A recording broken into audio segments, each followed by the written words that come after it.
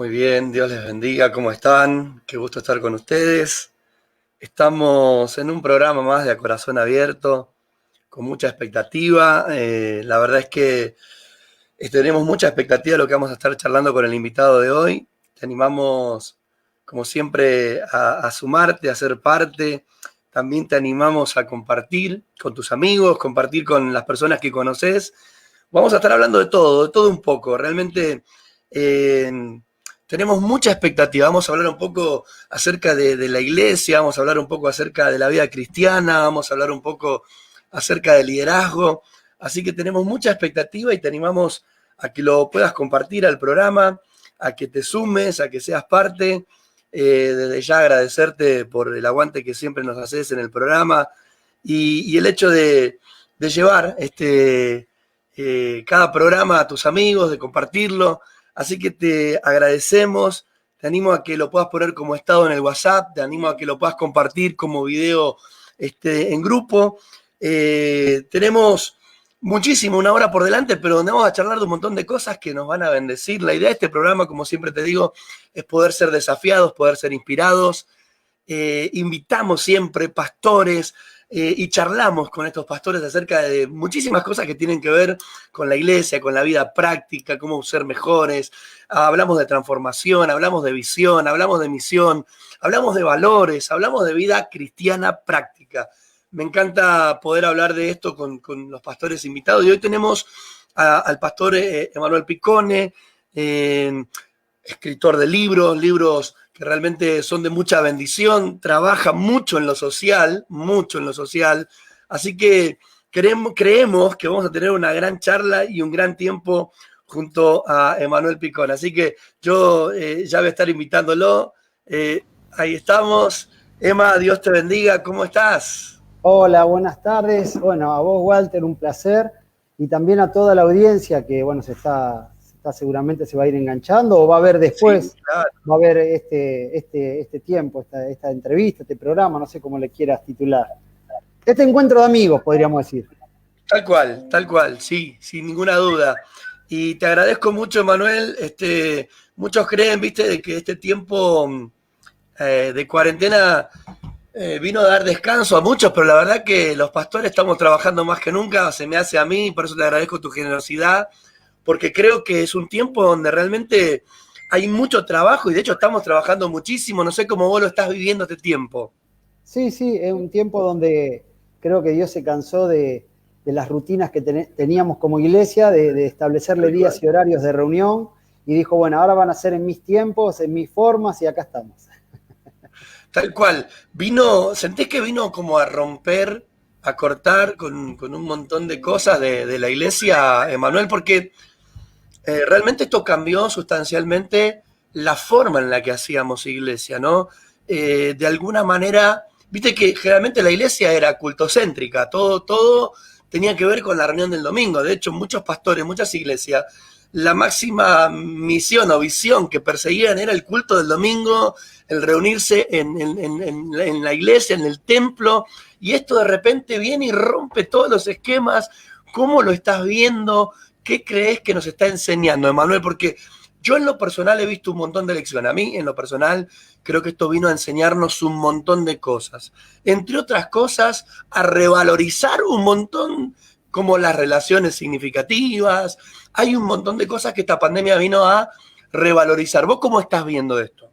Bueno, yo en principio lo que notaba, las redes sociales son un poco el termómetro de la sociedad, ¿no? Es donde la gente hoy hace catarsis, donde algunos sueñan, otros son poetas, otros manifiestan sus enojos. Y yo lo que notaba, la mayoría de los contactos que yo tengo, la mayoría son todos cristianos o dicen ser cristianos, yo veía que en principio muchos hablaban del juicio de Dios a las naciones, que bueno, estos son parte Sí, lo recuerdo. de los últimos tiempos.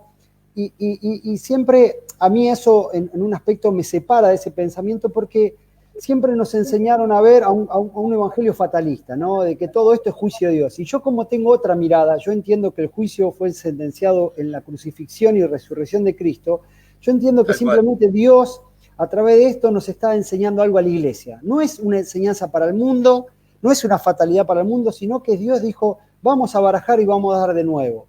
Porque como decías vos recién, Walter, un poco la iglesia generó todo alrededor de un edificio y todo en base a un programa, y lo que trabajábamos era siempre tener la mejor exposición, la mejor música, el mejor sonido, la mejor luces, y me parece que perdimos la esencia de lo que era la iglesia de Jesús. Entonces yo vi que de alguna u otra manera Dios dijo, paremos el mundo, ¿entendés? Como en el tiempo en que María murmuró y la apartó del campamento y detuvo todo el avance del pueblo de Dios simplemente hasta que esta mujer fuera restaurada. Bueno, Dios detuvo al mundo para que la iglesia vuelva al origen. Vos sabés, Emanuel, que comparto mucho lo que vos decís, y también por ahí a veces no lo expreso como quisiera, pero esos comentarios, ¿no? De repente es un juicio y empezamos a mirar hacia afuera, ¿no? Todo se trata del juicio de Dios hacia el mundo, de los castigos de Dios, porque yo también escuché lo mismo cuando empezó toda esta pandemia, ¿no? Bueno, si bien Dios está tratando con el ser humano en general, yo comparto que está tratando, es un trato de Dios, pero también es un trato de Dios, como vos decís, con la iglesia, con nuestra manera de ser como iglesia y de hacer. Comparto mucho que también vino a cambiar esto, ¿no? De romper las estructuras que por años, alguien dijo por ahí, nosotros hacemos nuestros edificios y luego nuestros edificios modelan nuestra vida, ¿no? Y esto ha pasado con los templos, con la iglesia, hemos hecho el edificio y después todo hemos hecho en función del edificio, ¿no? Y nos hemos olvidado por ahí de la afuera, de la gente que sufre. Y también creo lo mismo que vos, que el Señor está tratando con nuestra vida en un montón de áreas. ¿Hay áreas como específicas que nos fuiste notando, Emanuel, en este tiempo con respecto al trato de Dios? Yo creo y pienso que una de las cosas que pienso esto en base a una situación en la cual, a raíz de esta pandemia, todos los trabajadores tenían que tener un permiso de trabajador esencial. Y que quien no tenía ese permiso como trabajador esencial tenía que estar destinado al aislamiento social preventivo, ¿no? Y obligatorio. Sí. Y cuando vi que se empezaron a formular los primeros permisos, la iglesia no tenía la esencialidad. Entonces digo, ¿qué nos pasó en estos 2000 años que hoy para el mundo la iglesia no es esencial? Entonces digo, algo no habremos aprendido. O tenemos que entrar en el punto de rebelión a un sistema de gobierno, o tenemos que reconocer que verdaderamente no hemos sido ese brazo extendido del cielo, o que no somos la respuesta que hoy la sociedad necesita. Porque si un médico, un enfermero, un trabajador de la salud o de la fuerza pública es esencial, ¿cómo la iglesia no es esencial? Entonces, es una autocrítica, ¿no? Sí, sí, sí. Emanuel, comparto, pero profundamente con vos esto que estás diciendo. Creo que si alguien debiera ser esencial en este mundo es la iglesia. Cuando vemos a Jesús en la tierra, lo vemos siempre, siempre siendo esencial, ¿no? Siempre lo vemos en donde había necesidad, donde habían personas sufriendo, donde había dolor, donde había hambre, donde había necesidad. La vida de Jesús fue una vida relevante, esencial. La gente, de hecho, por lo esencial que era, lo perseguía, kilómetros cruzaba desiertos para ir a verlo donde él estaba, porque su mensaje era relevante, su vida era relevante, y la gente sentía que él los amaba, ¿no? Ahora, qué fuerte lo que vos decís, ¿no? Que hoy la iglesia no sea considerada esencial y que de alguna manera tenga que ver con que por ahí no hicimos del todo el trabajo que tendríamos que hacer, Emanuel. Y ya entrando en lo que es materia, justamente, ¿no? Una de las preguntas que yo te iba a hacer, vamos a hablar dentro de un rato de tus libros, que realmente me interesa muchísimo hablar de arte de religión, de cristianismo épico. Me gustaría que nos cuentes un poco el corazón de esos libros. Antes seguimos diciéndole a cada una de las personas que nos están viendo y escuchando que compartan este programa con sus amigos, que sean parte de lo que en esta tarde vamos a estar hablando, y que creo que nos va a desafiar, nos va a abrir la mente y nos va a llevar a reflexionar profundamente sobre nuestra vida cristiana. Hablábamos acerca de la iglesia, Manuel, y mi pregunta es, ¿qué es la iglesia para vos? ¿Qué es la iglesia para vos? ¿Y cómo se ve una iglesia exitosa ante tu mirada? Sos un escritor prolífero, sos un escritor aparte profundo, y justamente es lo que me gustaría saber, ¿no? Tu pensamiento, ¿qué es para vos la iglesia? ¿Y cómo se ve ante tus ojos una iglesia exitosa? Para mí, en primer lugar, la iglesia no tiene nada que ver con lo que se ve hoy. Cuando vos decías Jesús era un hombre influyente, trascendental, yo descubro que la gente no tiene problema con Jesús, sino tiene problemas con los seguidores de Jesús. Entonces, hay algo que lo vengo compartiendo. Últimamente estoy haciendo muchos así transmisiones en vivo en Instagram, a través de mi Instagram, y yo digo que Jesús nos invita a que seamos imitadores de Él, aunque seamos una muy mala versión, que seamos made in China, pero que imitemos a Jesús. Entonces, yo cuando vos me preguntás el tema de ¿qué es la iglesia para mí? La iglesia es mi prójimo. Y ya está. Claro. El otro. Es el otro. Porque me parece que nosotros muchas veces funcionamos bajo los viejos conceptos del antiguo culto hebreo, donde es lindo, es colorido, es relevante para la visual, para el oído. De repente, dentro de eso, usamos banderas, panderos, usamos instrumentos musicales, pero no era lo fuerte de la iglesia de Jesús. Era la necesidad. Es más, él parándose sobre Jerusalén decía acerca de que veía como las multitudes como ovejas sin pastor y tenía compasión, y la compasión lo llevó a alimentar las necesidades que tenían en ese momento. Entonces, para mí la iglesia es mi prójimo. Y ahí no dijo, a ver cuántos están conmigo, él dijo, las vio como ovejas sin pastor y las vio que tenían hambre y dijo, vamos a darle de comer. Entonces me parece que muchas de las cosas que nosotros seguimos replicando tienen que ver con el antiguo pacto. Y no digo que, bueno, rompamos la Biblia, partámosla en dos, pero Cristo vino a cumplir todo lo que la ley demandaba. Entonces, si nosotros seguimos, es como que estamos haciendo ineficiente el sacrificio, la muerte y resurrección de Cristo, y seguimos replicando cosas que no son válidas y que siguen ofendiendo la gracia de Dios, porque todo lo que se construye en base a una vida sacrificial hace ineficiente la obra, o la obra redentora o la gracia de Cristo, ¿no? Claro, hacemos en vano justamente el sacrificio de Cristo. Sí, pero generalmente la iglesia hace mucho énfasis en esto, ¿no? Es como que de alguna manera la salvación, en definitiva, después termina siendo que se tiene que ganar, ¿no? Cuando ya el Señor ya pagó el precio por la salvación, por la vida. ¿Qué tendría una iglesia exitosa para vos, Emanuel? ¿Qué hace una iglesia exitosa para vos? Ya me marcaste que para vos la iglesia es el otro. No es el edificio, no es inclusive no son las cosas que hacemos.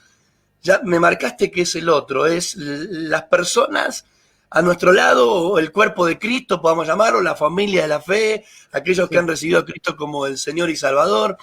Pero ¿qué hace una iglesia exitosa? Ama como Jesús. ¿Definirías una iglesia exitosa aquella que ama? Nosotros somos más obsecuentes y devotos de la doctrina de Pablo que de las enseñanzas de Jesús. Y cuando digo estas cosas, a veces la gente me dice, ¿pero qué? ¿Estás descalificando a Pablo? No, el hombre más relevante en el Nuevo Testamento es Pablo, que tuvo que encontrarse con Jesús, y como dice Gálatas capítulo 1, capítulo 2, que no lo recibió por información ni por legado de hombre, sino que se le fue revelado Cristo, y eso el testimonio está en Hechos capítulo 9, camino hacia Damasco, como hablábamos previamente, persiguiendo a los que supuestamente venían a romper el status quo de aquel momento. Entonces nosotros muchas veces terminamos siendo más obsecuentes a las doctrinas, y en esto hay que ser literal, porque hay gente que dice, pero a ver, ¿qué tiene que ver con esto? Bueno, porque puntualmente tendríamos que reconocer que al leer la Biblia la tenemos que leer literalmente. Y Pablo manda una carta a Roma, a los romanos. Entonces, leámosla en tiempo y en forma. Manda una iglesia a la iglesia de Corinto. Entonces, no hagamos de eso un dogma. La mujer calla en la congregación, y durante años callaron las mujeres. Claro. Y así... Y de repente un montón de cosas que tienen que ver más con doctrinas, pero Cristo no vino a enseñar doctrina. Entonces, amemos como Jesús y no usurpemos el lugar del Espíritu Santo, que Él es el que transforma, el que convence al mundo del pecado. Lo que pasa es que nosotros queremos venimos, lo uniformamos a la persona, le ponemos cómo se tiene que vestir, cómo tiene que hablar, gloria a Dios, aleluya. Es impresionante lo que estás hablando, ¿no? Y también de alguna manera nos transformamos, ¿viste? Cuando Jesús le dijo a los fariseos, ustedes se ponen a la puerta, no entran y no dejan entrar, ¿no? Porque de alguna manera creemos que somos los guardianes del reino, ¿viste? O sea, entran aquellos que ante nuestra mirada cuadran dentro de ese marco, ¿no? ¿O no? Y de hecho le robamos la gloria de Dios. Creo que tendrían... ¿cuánto perdón le tenemos que pedir al Señor y al Espíritu Santo, ¿no? De robarle la gloria, porque el que transforma la vida es Él, ¿no?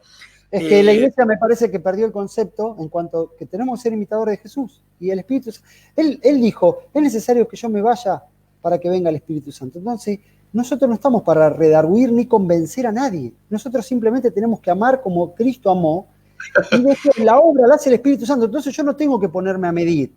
Este es más pecador, este es menos, este homosexual, este drogadicto, este alcohólico, este fornicario, este adúltero. Pablo le decía a Timoteo, ¿no? Claro, yo no he rehusado de darte todo el consejo. Uno puede dar el consejo, pero después ponernos en jueces, no, ¿entendés? Si ni Cristo vino a juzgar al mundo, sino que vino, dice, de tal manera amó Dios al mundo que dio su vida para que todo aquel que en él cree no se pierda, mas tenga vida eterna, porque Dios no envió a su Hijo para condenar al mundo, para juzgarlo, sino para salvar y buscar lo que estaba perdido. Entonces el corazón de la iglesia es amar como Cristo ama, y después que el Espíritu Santo, que no se quedó dormido, que no está pasado de moda, sabrá cómo convencer y hacer su obra. Tal cual. Ahora, qué desafío, Emanuel, ¿no? Porque una cosa es hablar de amor, Emanuel, y de hecho tenemos máster ¿no es cierto?, en teología en cuanto a qué es el amor, ágape, y conocemos esa palabra de manera sobrada, ¿no? Sí. Pero, ¿qué es para vos amar? Porque yo entiendo lo mismo. Creo que cuando vayamos al cielo un día, Dios no nos va a preguntar lo que conseguimos, sino nos va a preguntar si amamos, ¿no? Finalmente me parece que, porque inclusive dice la Biblia, cuando vino este hombre rico, bueno, ¿qué tengo que hacer? Mira, hay dos cosas. Es amar a Dios con todo tu corazón, con toda tu fuerza, con todo lo que es, y amar al prójimo, ¿no? Y en esto se cumple toda la palabra, ¿no? Después nosotros hemos hecho artículos de la palabra, mandamientos, leyes, pero se resume en amar, en amar. ¿Qué es para vos amar? Porque me encanta lo que estás diciendo, ¿no? La iglesia exitosa es la que ama, y yo lo comparto. Y dentro de ese amar, ¿qué entra? ¿Qué entra dentro de ese amar a las personas? Bueno, Jesús mismo les dice, cuando los comisiona, dice, salgan y amen a la gente, y sean conocidos por el amor. Entonces, ¿qué es amar? Y el modelo lo da Jesús. Amar es dar la vida por el otro, tratar al otro como me gustaría que me traten a mí. Lo que pasa es que el problema de la iglesia tiene un problema de visibilidad. La visibilidad, es decir, todo lo que sea expuesto nos lleva a medirlo, a pesarlo. Poner un ejemplo. Cuando tratamos con ciertos errores en la humanidad de las personas, de nuestros hermanos, de nuestros amigos, mientras que ese pecado esté en la clandestinidad no pasa nada, pero cuando ese error toma un estado público, ya ahí nosotros somos los que tenemos que considerar y darle un determinado trato. Ahora, ¿por qué te estoy hablando de esto y vos me estás preguntando el tema del amor? Si yo amo a mi hermano o a la persona que Dios pone delante mío, como me amo a mí mismo, y estoy entendiendo el concepto. Si yo amo a mi hermano o a mi amigo como amo a mi hijo, ponerle un ejemplo, vamos a llevarlo a algo muy radical. Si el tema a tratar se trata de un íntimo tuyo o de un íntimo mío, un hijo mío que está pasando por algo en la cual puede ser un escándalo para la iglesia, ¿vos lo expondrías? ¿Vos le brindarías una nueva oportunidad? Y creo que la iglesia ha sido implacable en muchas de esas cosas en cuanto nos hemos erigido jueces y hemos, más que restaurado, hemos matado a nuestros propios heridos. Entonces, no esperemos que en un hospital vengan las personas con su vida resuelta, porque sería una locura que en cierta manera en un hospital la gente diga, che, ¿para qué vino? No, estoy todo bien. No, pero usted vino, ¿entendés? Y estamos ocultando nuestra verdadera patología. Entonces me parece que la iglesia no ha amado como Cristo amó, no se ha entregado como Cristo se entregó. Y nosotros queremos misericordia, pero muchas veces predicamos juicio. Entonces, para mí, tenemos que amar como Cristo ama. Y tenemos que tratar a la gente como nos gusta que nos traten a nosotros. Porque cuando el pecado tiene un nombre propio, cuando ya no es el ajeno, el pecado, cuando es alguien particular, alguien cercano a nosotros, y ya queremos otro tipo de trato para esa situación o esa relación. Escuchá esto, Emma. Walter Díaz es un miembro de nuestra iglesia. Él dice: caemos de la gracia cuando exigimos a los demás cosas que Jesús no nos pidió cuando nos salvó. Es Y fuerte sí, eso, ¿eh? sí, porque todos somos fariseos tratando de entender la gracia de Dios, es así.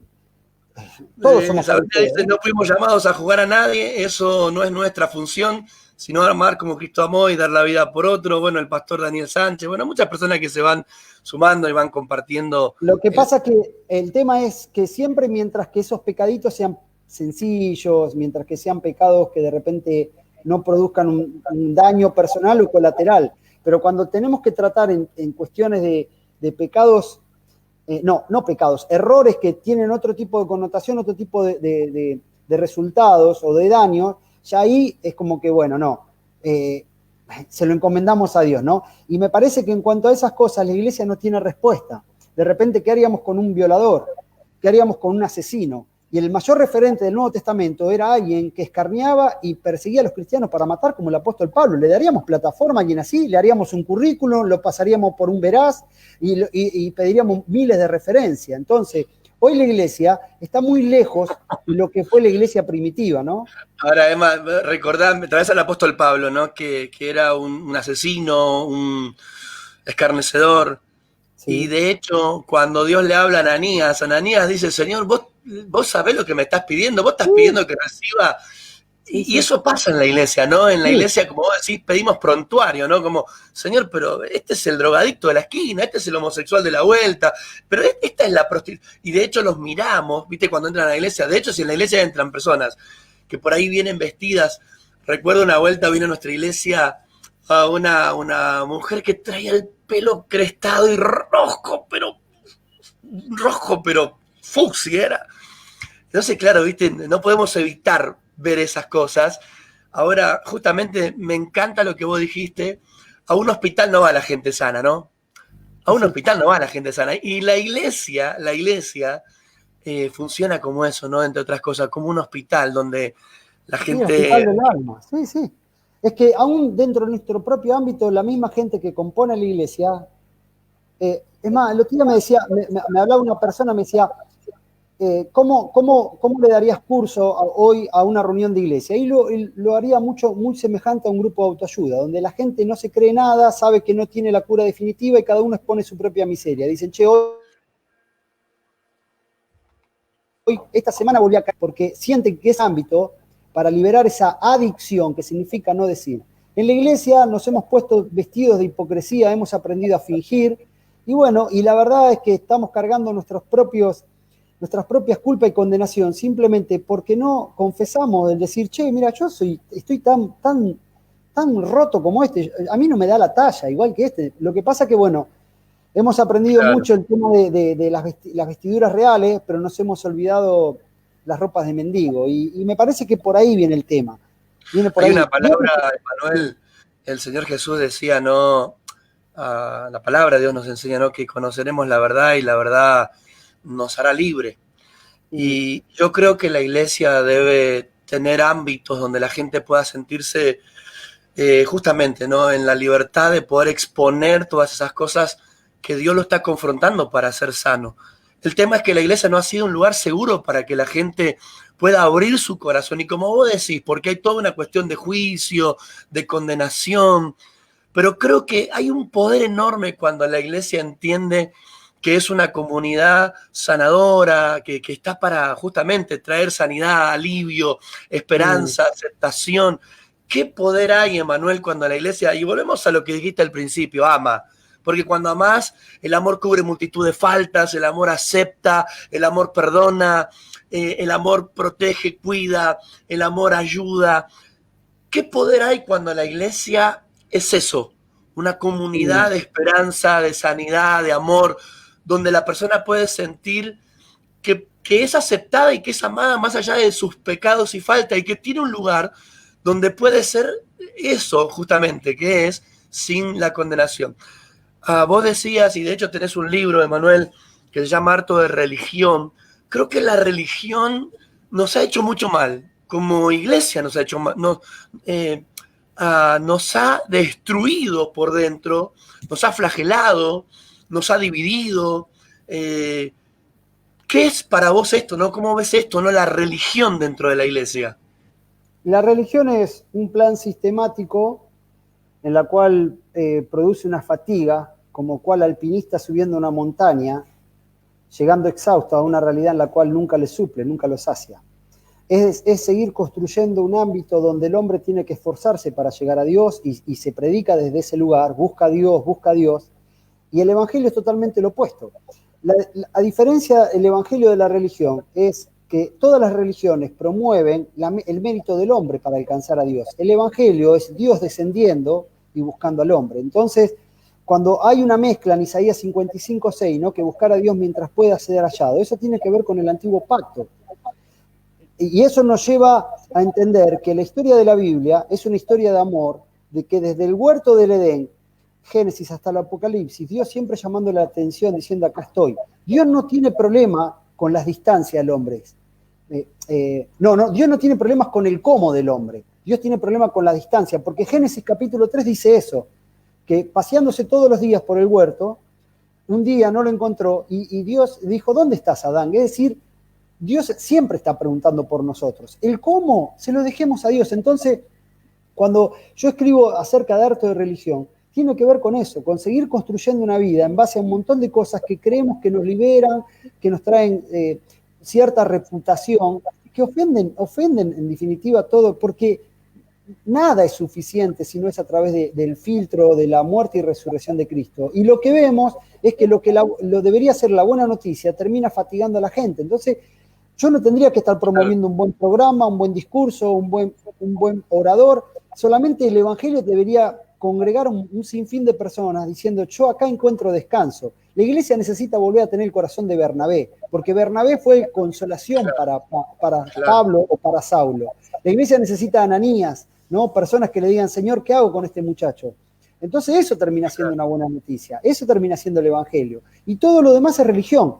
Y para terminar este concepto, para no extenderme mucho, creo que nuestros sistemas de hacer iglesia siguen promoviendo la religión, porque nuestros sistemas están fundamentados sobre jerarquías y sobre puestas en escena que dan visibilidad. Entonces, la persona lo que hace es, trata de llevar la frustración de su pasado a un ámbito donde tiene que escalar un montón de peldaños para llegar a ser alguien.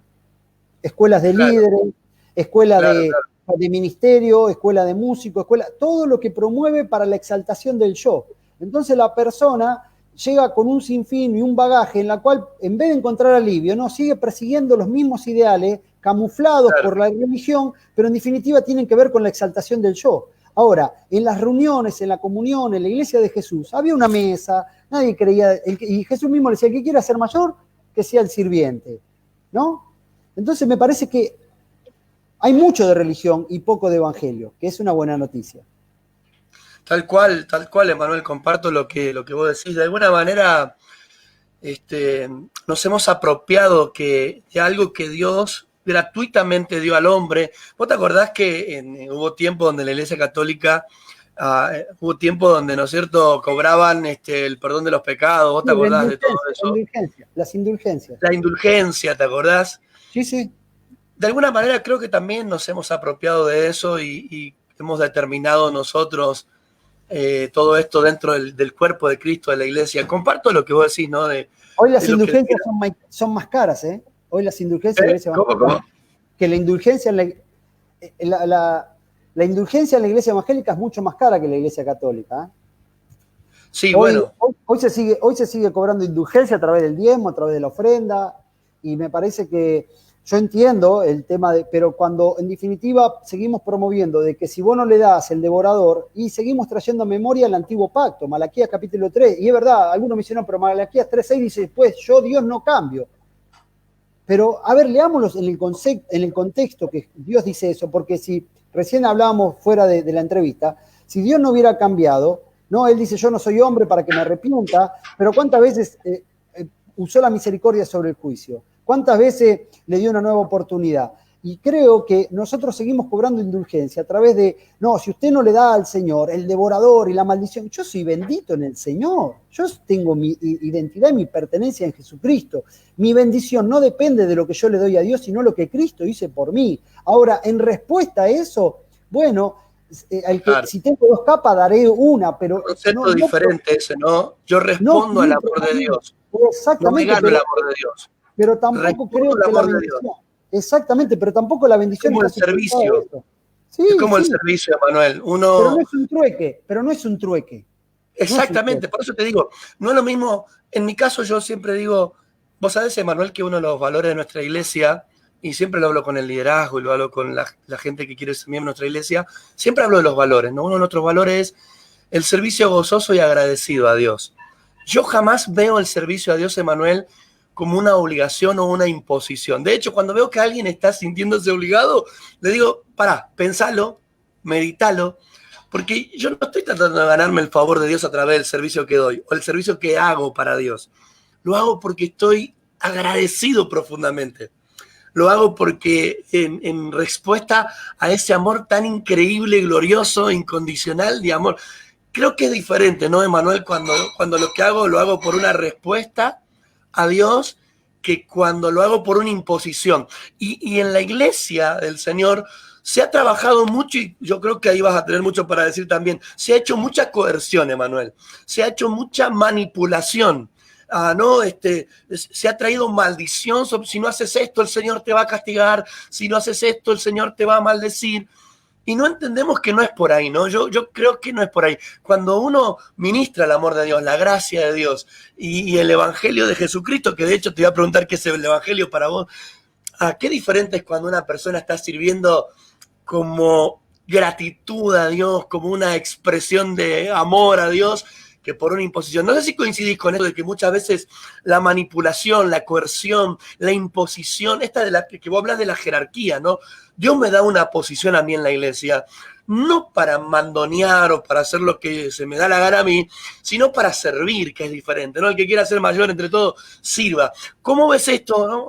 ¿Cuánto daño ha causado esto, no? Manipulación, coerción, el abuso de la autoridad. ¿Cómo ves esto, Manuel? Es un tema muy profundo del que estamos hablando y que trae quizás mucha... son como aguijones por ahí, pero creo que está bueno poder charlarlo, ¿no? Sí, sí. Mira, hace unos años atrás le hice una pregunta al presidente de River, yo soy hincha de Boca, pero dijo el presidente Yo de algo malo River, tenías que tener. y sí, seguro, no, todos necesitamos gracia en la vida. Peor yo que soy pastor hincha independiente, ¿no? Que Mira, el mira. diablo. Él dijo en cuanto al tema de cómo se manejaba la Asociación de Fútbol Argentino, él dijo, habría que poner una bomba y empezar de nuevo. Y yo no creo que, no estamos muy lejos de poner una bomba en lo que hoy creemos que es la iglesia, porque si no terminamos siendo esenciales. Si la gente mira a la iglesia como la última opción frente a la catástrofe de su vida, digo la verdad, el Evangelio dejó de ser una buena noticia. Emanuel, quiero tomar una cosa que vos dijiste y que yo la comparto profundamente, porque lo he visto en muchas iglesias que son relevantes, que tienen un fuerte... Tengo un pastor amigo, por ejemplo, en Perú, el pastor Robert Barriger, la iglesia él se llama Camino de Vida, Sí. y Dios me ha permitido charlar mucho con él, y son una iglesia increíble, tienen un trabajo social impresionante. Esa iglesia va a las comisarías, las pintan, va a las escuelas, las arreglan. Ellos juntan sillas de ruedas, van a los lugares y regalan sillas de ruedas.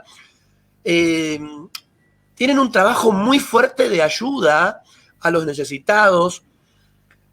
Y el pastor Robert siempre dice eso, la gente no rechaza a Cristo, rechaza a la iglesia. Y vos tomaste eso y dijiste, no, la gente no rechaza a Cristo. Tiene Porque problemas con los seguidores. viste que a veces uno escucha a muchos cristianos que dicen, están rechazando al Señor. A veces nos rechazan a nosotros como iglesia, porque tenemos prejuicios, porque estamos llenos de condenación, porque muchas veces nos falta amar verdaderamente, ser más empático, ser más sensible, ser más bondadoso.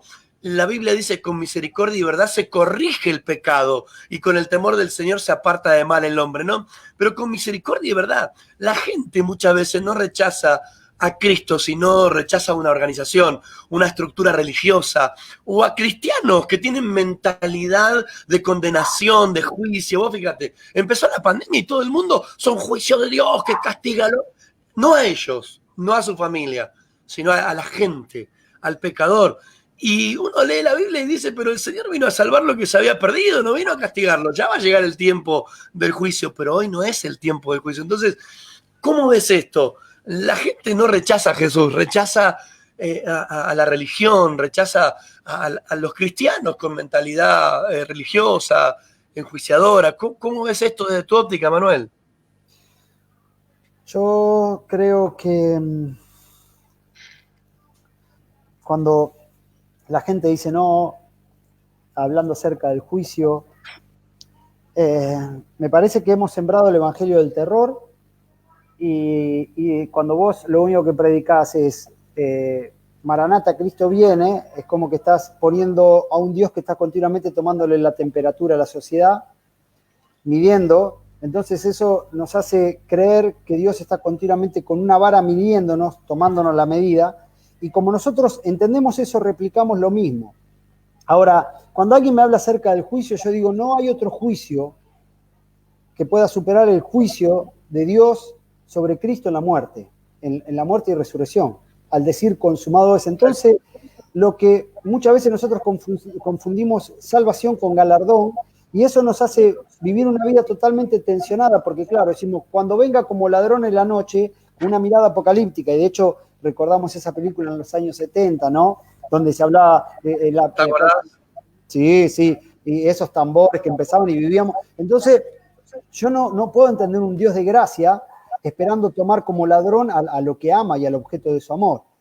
Me parece que muchas de las cosas que dice Mateo 24, Mateo 25 tienen que ver con el contexto de los años 70, donde fue destruido el templo, y cuando dice, estos serán las señales del fin, tienen que hablar con el fin del antiguo pacto, y no tiene que ver con el fin de los tiempos, porque siempre cuando entramos en estos tipos de temas, muchas veces decimos, bueno, cuando no hay respuesta, bueno, Cristo viene pronto, y con eso sentenciamos cualquier discusión.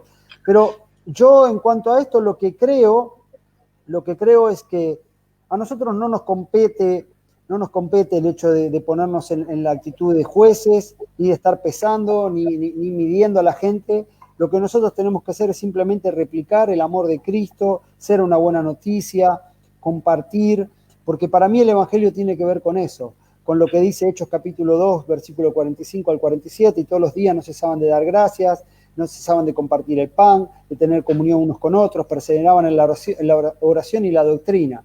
Y el Señor añadía lo que había de ser salvo.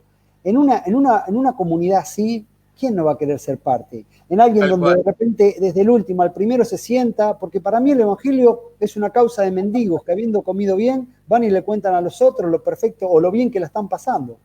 Pero me parece que sí, vendría bien una bombita, ¡pum! ¿Entendés? Y comenzar todo de nuevo. Bueno, de hecho vos sos especialista en esto de incomodar a los religiosos. Creo que Dios te ha puesto de alguna manera, a veces yo digo, ¿no?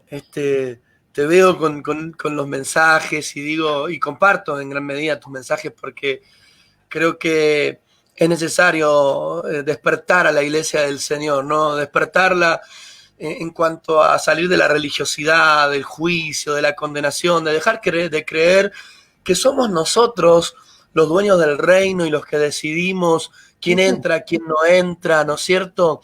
Sí. Cuando eso está en las manos de Dios y uno, vos decías hoy y me impresiona, ¿no? El peor de los juicios fue y cayó sobre Jesucristo. La muerte en la cruz era una de las peores condenas y de hecho fue la peor muerte que podía haber en ese tiempo, fue la muerte en la cruz, por todo lo que conllevaba, la vergüenza, el escarnio, el sufrimiento, esa muerte tan terrible, ¿no? El juicio, y cayó sobre Cristo y el mayor juicio o castigo se lo llevó Cristo. Por eso creo que no comparto esto de predicar el evangelio en base a juicio, sino en base a la gracia, a lo que el Señor hizo por nosotros en la cruz, ¿no? Sí. Creo que eso demanda un cambio de mentalidad, romper la mentalidad religiosa, legalista, el legalismo. Emanuel, cuánto mal, cuánto daño, ¿no? Esa mentalidad legalista que llevaba al individuo a vivir en una falsa humildad. De hecho, mucha gente viviendo en miseria y en pobreza creyendo que ser humilde era igual a ser pobre, a vivir de manera indigna. Esa mentalidad religiosa que ató a tanta gente increíble, con dones increíbles, con visiones increíbles, pero que no cuadraba dentro del marco religioso. De hecho, Jesús nunca cuadró tampoco en el marco religioso, ¿no? ¿Qué le dirías hoy a un pastor? Vos sos sos pastor. Sí. ¿Cómo ves vos un pastor exitoso, Emanuel? ¿Qué le dirías a un pastor que quiere hacer bien las cosas? Este programa intenta desafiar, inspirar. Hay muchos pastores que están viniendo detrás nuestro, que se están levantando. ¿Qué le dirías? ¿Qué le dirías para vos que es un pastor exitoso? Alguien que se corre de escena. Porque recién hablábamos un poco en cuanto al tema de la depresión, un capítulo del último libro de Cristianismo Épico, y creo que nosotros hemos creído que somos lo importante. Entonces estamos cargando con una gran responsabilidad en la cual el buen pastor es Cristo. Nos tenemos que correr de escena. Lo que pasa es que hemos vendido una imagen de superhombres, de que no estamos llenos de fe, que no tenemos temor, que no tenemos días malas, que no tenemos exabrupto, que tenemos todo resuelto. Entonces yo le diría a un pastor eso, algo que estoy entendiendo todos los días: correte de escena, no sos el importante vos. Creemos que la unción viene a través de nosotros, la revelación viene a través de nosotros, y seguimos funcionando bajo el antiguo pacto, seguimos diciéndole a Moisés: ve tú y represéntanos tú, ve tú al monte Sinaí y que Dios te hable, y Dios ha hecho un reino de sacerdotes y el Espíritu Santo... Un reino de sacerdotes. Entonces me parece que el secreto de un pastorado exitoso es correte de escena, no te necesito. Esto que dijo Juan, ¿no? Cuando él dijo, es necesario que yo mengue, ¿no? Para que él crezca, ¿no? Esta cosa de, y en la medida que entendamos, porque hay una cuestión, vos decías hoy al principio y me parece muy importante remarcarlo, ¿no? Muchas veces creemos que Dios necesita de nosotros, le dicen, es como que tenemos una mentalidad indispensable, ¿no? Y indispensable no hay ninguno, creo que, y Juan lo entendió claramente, no es necesario que yo mengue, en la medida que yo deje de creer que soy lo importante, en la medida que yo deje de creer que sin mí esto no avanza. ¿Sabes, Emanuel? Una de las cosas que hablamos mucho con la iglesia, una de las cosas que yo lo he posteado muchas veces y lo he hablado con el equipo de liderazgo, es que el éxito de nuestra iglesia no está basado en la capacidad o en la habilidad de un hombre, sino en lo que todos y cada uno de nosotros como cuerpo de Cristo podemos hacer, ¿no? Y qué interesante cuando comprendemos que somos un reino de sacerdotes y que cada uno de nosotros está puesto por Dios ahí para marcar la diferencia, llevando esperanza, llevando aliento, llevando consuelo, siendo de bendición a otros. ¿Cuál es tu mirada de eso, ¿no? De la iglesia, en el trabajo de la iglesia? Digo, no depende o no descansa en un hombre, ¿no? Sino en el sacerdocio. Y te lo marco porque vos en tu libro hablás de eso, hablás de sacerdocio y no tanto del trabajo de un hombre. Bueno, el tercer libro que yo escribo se llama Cristianismo Inteligente, que ese no lo tenés, que ese habla acerca un poco de vivimos en la era del smart, tenemos teléfonos inteligentes, televisor inteligente, autos inteligentes, casas inteligentes, pero nuestro cristianismo no. Y hablo un poco acerca de la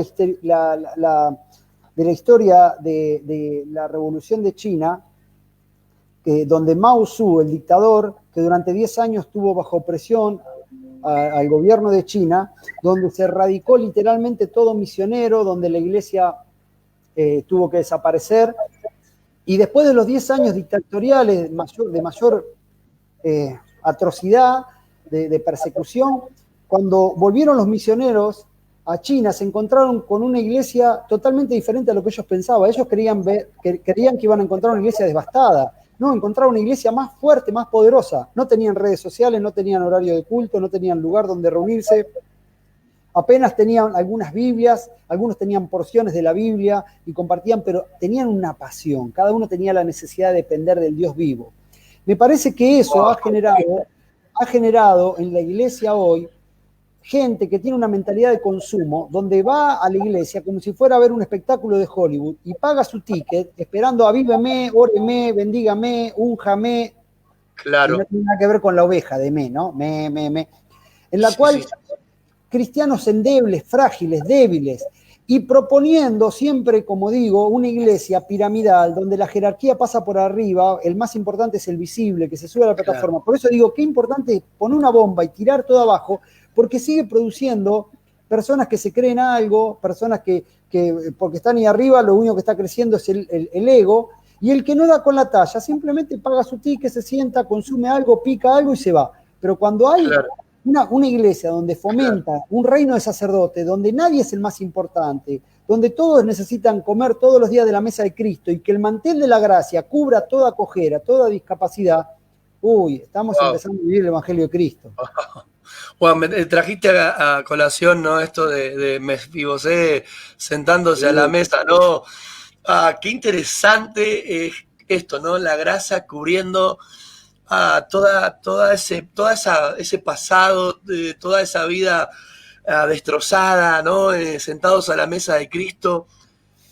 Me encanta esto que decías, qué interesante poder edificar una iglesia donde cada cristiano dependa de Cristo y cumpla su propósito como sacerdote, ¿no es cierto? Su propósito como sacerdote. Y uno dice, el cuerpo de Cristo, ¿no? Es imposible que el cuerpo de Cristo funcione si solamente funciona uno o dos órganos. El cuerpo de Cristo necesita que cada órgano funcione, ¿no es cierto? Que cada órgano esté activo. Y, ¿sabes? Creo que esa es la iglesia que hay que edificar, Emanuel. Comparto plenamente con vos. Creo que vos decías hoy hacernos más a un lado. Qué interesante cuando vos ves al cuerpo de Cristo funcionar como cuerpo, donde cada persona puede sentirse importante, donde cada persona puede entender que su vida no es algo más, sino que es importante, Mirá, relevante. Walter, la iglesia no es cristocéntrica, la iglesia es pastorcéntrica. Se muere el pastor y se acabó la obra. Y Entonces es me horrible, y parece, es terrible, y es muy triste. y bueno, pero entonces, a ver, ¿cuál fue el problema de la generación de Josué? Que Josué no dejó, bajo el concepto del Antiguo Testamento, no formó un nuevo liderazgo. Igual yo detesto la palabra liderazgo porque para mí la iglesia no es un empresariado. Hoy preparamos coaching, preparamos líderes, tendríamos que preparar más obreros, sirvientes, aún la palabra siervo es sirviente, ni aún siervo, sirviente. Pero Moisés dejó en Josué el legado, pero Josué no, y Dios levantó jueces. Entonces digo, Dios debería levantar hombres que no tengan su mirada puesta en la revelación que pasa por el pastor, sino hombres que se complementan, como dice Efesios capítulo 4, relaciones que se ayudan mutuamente a través de esa conexión, Tal como cual, habla Pablo de las coyunturas, tal cual. ¿no? Y él mismo constituyó a unos apóstoles, profetas, evangelistas, pastores y maestros. Entonces yo cuando le hablo a mi pequeña comunidad, le digo, che, ¿qué sos vos? No, yo no tengo un llamado. No, si él mismo dice que constituyó apóstoles, profetas, evangelistas, pastores y maestros. Si vos no estás dentro de eso, no sos parte de la iglesia, porque no es para unos, es para todos. Entonces eso, en cierta manera, te hace cambiar la mentalidad de consumidor por ser un productor. ¿Entendés? Y va más allá de si tu propósito o no tu propósito, porque siempre la palabra propósito está enfocada dentro del ámbito de lo que nosotros llamamos iglesia. Pero si no estuviera esas estructuras, no estuviera el edificio, ¿cómo practicamos el propósito de Dios? El apostolado es simplemente para abrir nuevas instalaciones, la profecía es para hablar arriba a un púlpito y decir estoy lleno de unción, evangelismo es para determinarlo No, un día a la semana o en un lugar aplicado. no, claro, claro, pero ves ahí está, la iglesia religiosa promoviendo actividades en vez de la misión de Cristo, ¿no? De alguna manera nos conformamos, en vez de ser lo que el Señor quiere que seamos, terminamos conformándonos con ciertas actividades dentro de la iglesia y no cumplimos, finalmente no cumplimos aquello para lo cual Dios nos estableció, ¿no? Sí, pasa por ahí, pasa por ahí. Perdón, porque hablo mucho, digo mucho y capaz que alguno... No, me encanta, Emma, la charla y de hecho hace tiempo quería invitarte, quiero que lo sepas. Imaginaba una charla muy rica, y de hecho está haciendo una gran charla. De hecho hay hermanos que están poniendo wow, y bueno, hay tremenda charla, están poniendo, algunos ponen, ¿no es cierto? Increíble charla, bueno, gloria a Dios porque una de las cosas que este programa persigue es desafiar, romper el status quo, romper la comodidad, inspirar. Y creo que inspiramos. Mira, yo tomé nota y me encantó. Y lo vas a saber vos. La misión somos nosotros Sí, en cada lugar donde nos desarrollamos. No sé, sí. no sé si ubicas al autor de esta frase. Sí, sí, sí. Sí, sí, soy yo, eso lo escribí yo. Por supuesto, por eso te decía, y me encanta eso, ¿no? Esto de ser, Sí, no de porque parecer. eso nos condujo a una doble vida, Walter, nos conduce a una doble vida. Nos enseñaron a ponernos la mejor ropita para ir al culto, al Señor. Y el culto racional no es el lugar, el culto El racional culto es de racional comunión que y habla relación, Romano, ¿no? es todos los días, en todo lugar. Por eso detonó un montón de hogares, de siervos que servían al Señor, pero destruían su casa en desmedro de la iglesia, construían la iglesia en desmedro de su casa. ¿Por qué? Porque tenían, sin querer, yo no estoy juzgando, pero No, no, no, no, no. sin querer, daban lo mejor para el domingo, para la iglesia, y en desmedro de la relación con sus hijos, de los cumpleaños de su familia, de dar lo mejor en su trabajo. Entonces la gente terminaba diciendo, no, contrata a cualquiera, pero no contrates a un cristiano. No, Claro. este predica lindo, pero vive Llegué feo. tarde porque tenía vigilia, Sí, sí, sí. falté porque... Predica lindo, pero vive feo. Le debe al almacenero, le debe... No, hermano, Claro. ¿entendés? Sabes, Emanuel, que nosotros hemos establecido como misión esto de que te contaba hoy, ¿no? De transformar personas sin Cristo en discípulos consagrados, maduros, capaces de toda buena obra y que puedan inspirar a su familia, a sus vecinos.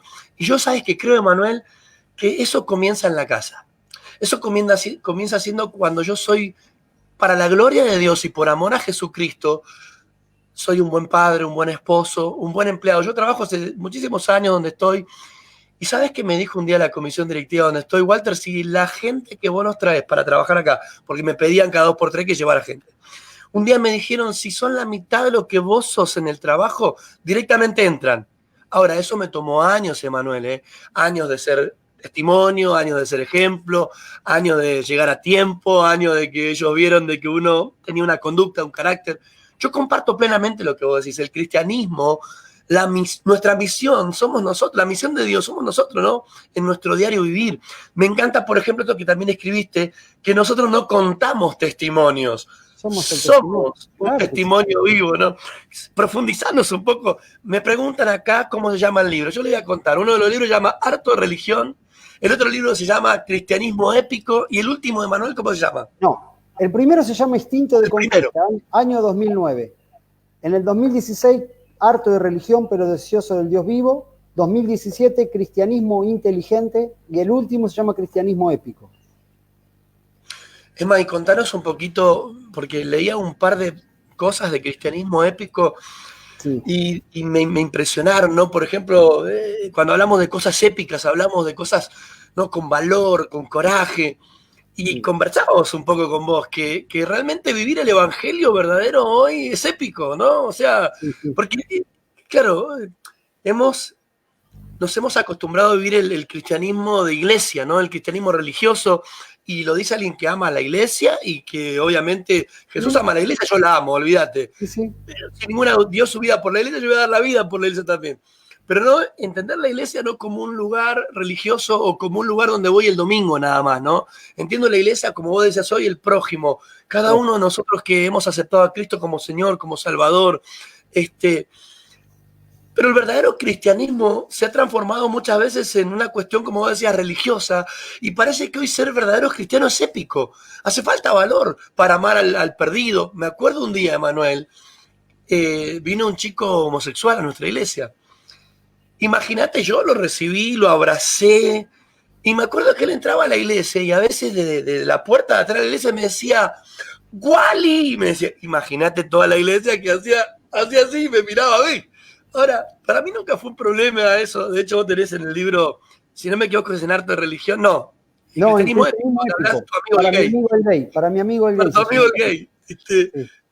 Y de repente, claro, viste, había que ser hasta épico, porque de repente estamos acostumbrados en la iglesia a ver gente, como vos decías, con máscara, con una forma de vestir, con una cierta No, religiosidad. hay que ser genuino, porque Jesús era amigo de todo lo que escandalizaba a Bueno, los eso religiosos. demanda ser épico, Emanuel. Y Hoy ser sí, genuino demanda ser épico. pero entonces no estamos viviendo el cristianismo de Cristo. Estamos viviendo las doctrinas, estamos viviendo los dogmas, porque es obvio, Romanos capítulo 1, ¿no? Empieza a hablar acerca de Romanos 1 capítulo 18, por cuanto no glorificaban a Dios ni le dieron gracias, Dios los entregó a sus propios concupiscencias, sus propias lascivias, hicieron cosas aberrantes, se echaron hombres con hombres y un montón de cosas, adoraron a animales, cuadrúpedos, reptiles.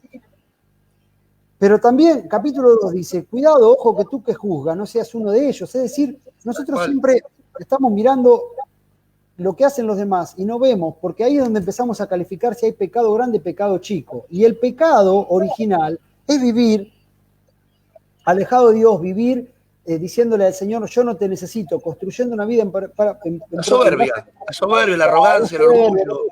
Ahora, cuando vos me decías recién, en cuanto al tema de ser genuino y comenzar primero por nuestra casa, bueno, es lo que mismo Jesús le dijo, ¿no? Y me seréis testigo primero en Jerusalén. Es decir, primero en tu propia casa. Nosotros nos olvidamos de Jerusalén. Fuimos Samaria, Siria y hasta lo último la tierra, pero nos olvidamos primero de nuestra Jerusalén, y nuestra Jerusalén es nuestra propia casa.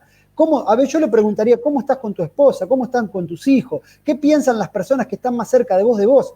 Entonces me parece que el ser cristiano, un cristiano épico, tiene que ver con volver a las raíces, mirar con amor, entender que cada uno está peleando su propia batalla, el que tiene depresión, la abortera que se pone el pañuelo verde, hay una historia inconclusa, algo le pasó, hubo un padre abandónico, hubo violación, hubo violencia. Entonces no, identificarnos con un pañuelito celeste, yo no lo veo a Jesús haciendo eso. Es más, si alguien me pregunta con quién estaría Jesús, con la del pañuelo verde, transmitiéndole amor. Y me parece que no hemos entendido nada. Nos manifestamos el 8 de agosto del año 2018 en la Plaza de los Dos Congresos, victoriando porque no se había aprobado la ley, que está bueno, pero el problema de la iglesia no tiene que ver con la moral. Porque el mismo Jesús dijo, en el mundo tendréis aflicciones, pero confiad. Nosotros tenemos que seguir siendo luz. Nuestra tarea no está en el Parlamento, nuestra tarea está en las calles. Y ver que hay situaciones transformadas y atravesadas por el Espíritu Santo. Bueno, en Cristianismo Épico, en el libro Cristianismo Épico, vos hablas mucho de esto de ser sal, de ser luz, ¿no? Sí, de vivir, y de hecho Jesús mismo va a decir, no, si la sal se desvaneciere, ya no sirve para nada. Si nosotros no podemos reflejar a Cristo, si no podemos reflejar su carácter, su bondad, su ternura, su compasión, su amor, su misericordia, su bondad, su fe, si no podemos reflejar a Cristo, nuestro cristianismo no sirve para nada. De hecho, vos fíjate que Jesús va a decir, solo sirve para ser pisado y hollado por los hombres. ¿Qué es lo que pasa, no? Muchas veces se habla de los cristianos, pero no de manera relevante, no de manera... No, sino como dice Jesús, no sirve sino para ser pisoteado por los hombres. ¿Cuántas críticas vienen sobre nosotros? Porque sinceramente no estamos reflejando a Cristo, no estamos amando a nadie, no estamos ayudando a nadie, no estamos sanando a nadie, no estamos liberando a nadie, estamos simplemente preocupados por esto, ¿no es cierto? Por agradar al hombre muchas veces. A veces hay más temor al hombre que a Dios. Entonces, todo esto que vos hablas en el libro, ¿no? De harto de religión, cristianismo épico, yo creo que se vienen tiempos de cambio y también comparto lo que decía, ¿no? La pandemia vino a cambiarnos más a nosotros que al mundo, ¿no? O sea... Sí, Walter, es así. Es así, Walter. Y yo creo que, bueno, es un tiempo de oportunidad. Verdaderamente mucha de la gente que hoy se ha acostumbrado a vivir bajo este estilo de cuarentena, de no asistir a una iglesia, no sé cuántos van a querer volver a eso. Es más, yo creo que hay mucha gente que se desenganchó, ya no siente la culpa de decir, uy, tengo que volver a la iglesia, se están relajando y verdaderamente, bueno, será un tiempo de oportunidad para repensar, para hacer todo lo que Cristo espera. Por eso, bueno, aquel que comenzó la buena obra seguramente será fiel en completarla, pero no bajo los conceptos que nosotros a veces, porque, mira, termino con esto, claro. Ya para terminar esto. Un pastor me dice el otro día, me dice, pero Manuel, vos tenés un problema con la iglesia, y yo le dije, no, tendríamos que redefinir lo que es ser iglesia, porque quizás lo que vos estás considerando que es iglesia es un conjunto de dogma inalcanzable, en la cual vos te lleva una doble vida, a maquillar un montón de cosas que vos mismo tampoco das con la talla. Vivamos un cristianismo donde sea una buena noticia, donde la gracia sea para aquel que quizás nosotros creemos que no tiene chance, pero Cristo dice, yo también morí por él. Así que bueno. Emma, tranquilo que vos me decís cuando cortamos porque la charla está súper genial, es muy inspiradora, está súper buena. Yo tengo unas preguntas para Manuel ahora. Dale. Que vamos ahí repetime los libros porque me encantaría, hay personas ahí que Instinto preguntando. de conquista. Instinto de conquista. Harto de religión, cristianismo inteligente y el cuarto, cristianismo épico. Inclusive si van a Amazon, ahí ustedes ponen Emma Picone o en el Emanuel Kindle. Picone, sí, lo encuentran a todos.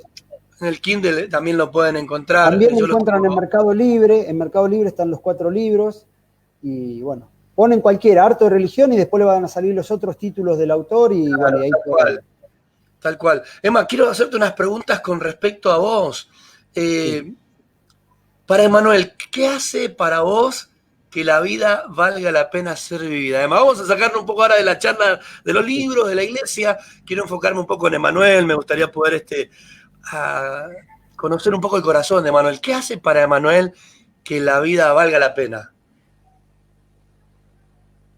El llamado de Dios para mi vida es trascendental. No hay nada en mi vida que me mantenga tan vivo y tan expectante como ver la posibilidad de ver transformadas las vidas de aquellas personas que a veces llegan sin ningún tipo de oportunidad. Trabajo para eso, yo trabajo para hacer el brazo extendido del cielo, para llenar una panza, para conseguir un trabajo, para conseguir una cama caliente. Eso es lo que me mueve a diario. Soy una persona que me gusta generar oportunidades. Les cuento a los hermanos que nos están viendo que Emanuel es director de la Casa del Niño, un lugar donde literalmente cientos de niños comen a diario, son abrazados, son vestidos. Por eso él decía, ¿no? Él vive para eso, ¿no? Para, entre otras cosas, llenar las pancitas. Vos sabés, Emanuel, yo vengo de una familia de 8 hermanos y papá y mamá éramos 10 y no éramos precisamente una familia pudiente, así que hay una de las cosas que me puede mucho a mí. De hecho, por eso en nuestra iglesia tenemos un trabajo muy fuerte en lo que es dar de comer. Damos todas las semanas cientos de kilos de mercadería a muchas familias. Comparto profundamente esto, el trabajo. La iglesia tiene que hacer un trabajo social, tiene que hacer un trabajo de ayudar al necesitado. Pero quiero marcar esto, Emanuel, vos dijiste, yo vivo para el llamado de Dios para mi vida, y ese llamado involucra no solo predicar a Cristo, sino también extender la mano de misericordia. El apóstol Santiago va a decir, ¿no es cierto?, de qué sirve que le digas a alguien Dios te bendiga si vos no le das un plato de comida, ¿no? ¿De qué sirve que vos le digas el Señor te abrigue si vos no sos capaz de darle una manta, una frazada? Te veo a vos como un hombre cuyo cristianismo es más práctico que otra cosa, ¿es así, Emanuel? Sí. A ver, antes que nada, abro un paréntesis, no me puedo extender mucho más, la vamos a dejar para otra charla porque tengo una reunión ahora, pero lo que yo quiero, la vamos a hablar otro día, si a vos te interesa, te voy a contar bien. Claro. Simplemente lo que yo quiero dejar es esto. Cristo no predicaba el Evangelio, Jesús no predicaba el Evangelio, Jesús era el Evangelio. Entonces yo entendí ese concepto, yo tengo que ser una buena noticia.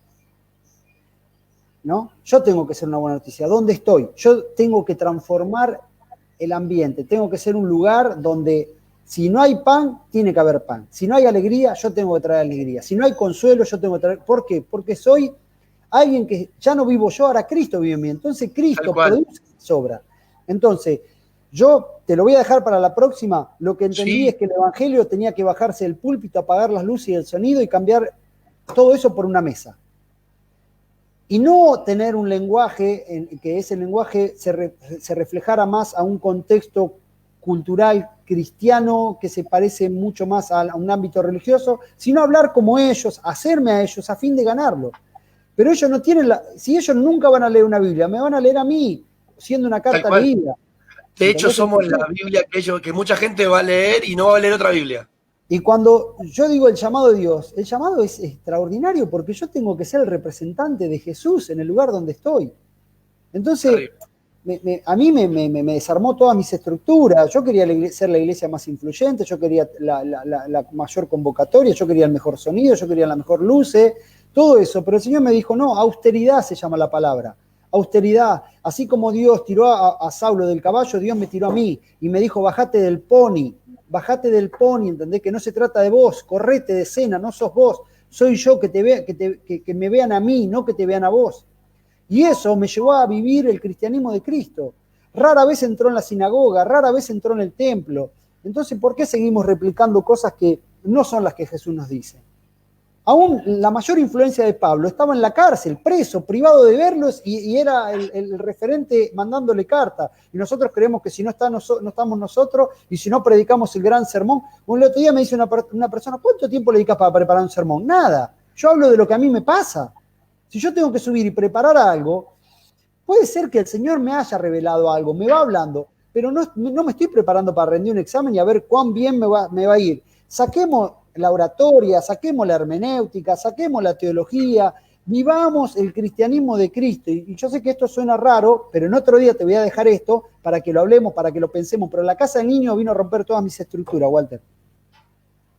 Vamos a hablar de eso. Emma, una palabra final a la gente que nos está mirando, y si querés nos haces el honor de hacernos una oración para bendecir a cada persona. Sí, yo, mi único deseo es, David tenía sus valientes, pero tan solo 3 escucharon los suspiros de su rey a medianoche. Cuando David deseó quién me diera de beber del agua del pozo que está en medio del campamento de los filisteos. La iglesia está compuesta de un montón de valientes, pero hay pocos que le están prestando el oído al Señor.